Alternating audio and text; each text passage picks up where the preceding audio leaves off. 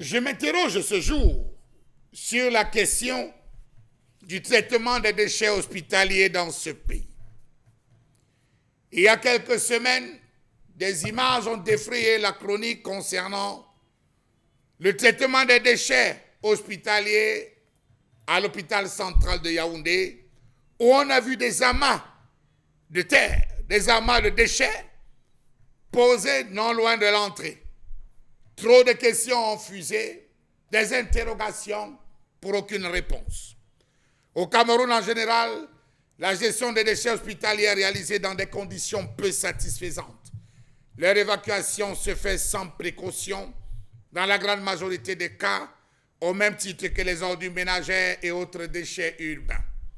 Malgré la mise en place par l'État d'une loi cadre définissant entre autres les règles générales de gestion des déchets ménagers, hospitaliers et industriels, le problème des déchets demeure et se pose aujourd'hui avec acuité.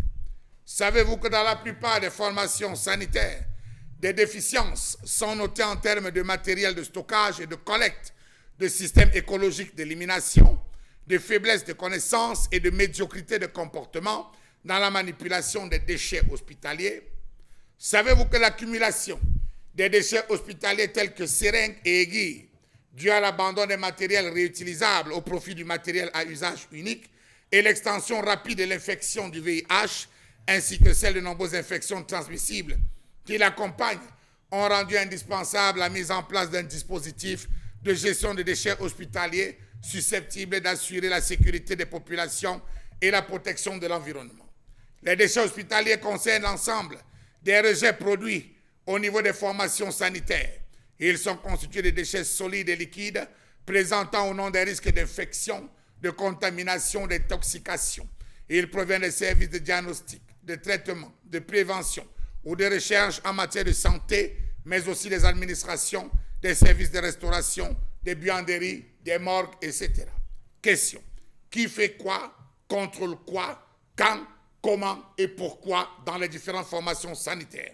Ouvrant l'ensemble du budget censé gérer le volet hygiène, sécurité et environnement dans nos formations sanitaires, qui s'occupe du tri et traitement des déchets médicaux dans nos hôpitaux et comment, et d'ailleurs qui en supervise les actions. Savez-vous que la situation liée à la gestion des déchets médicaux est critique, voire très critique dans nos formations sanitaires? Ne soyez donc pas surpris en passant près d'une formation sanitaire d'apercevoir un malade mental jouer avec une seringue ou un cathéter, ou encore un animal se balader avec dans la gueule le placenta ou un membre amputé. Comment comprendre cette gestion inappropriée des déchets hospitaliers, notamment ceux infectés, qui fait peser de graves menaces non seulement sur le milieu environnant, mais surtout sur la santé de plusieurs catégories d'acteurs, en particulier le personnel travaillant dans les formations sanitaires, mais aussi les agents de collecte municipaux et les personnes, notamment les enfants, qui s'adonnent au recyclage des déchets. Cette situation est aggravée par le rejet quasi généralisé des déchets hospitaliers au niveau des décharges municipales d'ordures ménagères à cause d'absence de système performant d'élimination.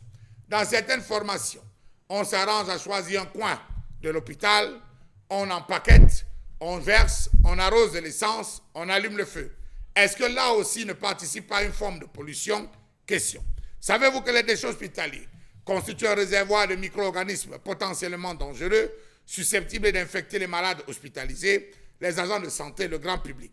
Déchets issus de santé provenant des hôpitaux, centres de santé, cliniques, cabinets médicaux, laboratoires d'analyse médicale, centres de fabrication de produits pharmaceutiques et cabinets vétérinaires, et qui contiennent des agents infectieux ou qui présentent des risques d'infection. Savez-vous que ces déchets sont constitués des déchets anatomiques, tissus d'organes du corps humain, organes, sang, fœtus, placenta, prélèvements biologiques, éléments d'amputation, autres liquides physiologiques, matériel imbibé de liquides corporels. Les déchets anatomiques animaux provenant des laboratoires de recherche en santé humaine, les déchets non anatomiques et non désinfectés constitués par le sang ou les autres liquides biologiques provenant des soins d'un patient. Le matériel jetable provenant des soins chirurgicaux ou obstétricaux, le matériel jetable ayant été en contact avec du sang ou d'autres liquides biologiques, le matériel jetable provenant des soins reliés à la dialyse, les cultures d'agents infectieux et le matériel de laboratoire jetable, et j'en passe. Donc on se rend compte qu'aujourd'hui, n'ayant pas les moyens, disait-il, les différents hôpitaux, les différentes formations sanitaires, on se retrouve à se débrouiller à qui mieux mieux. Absolument.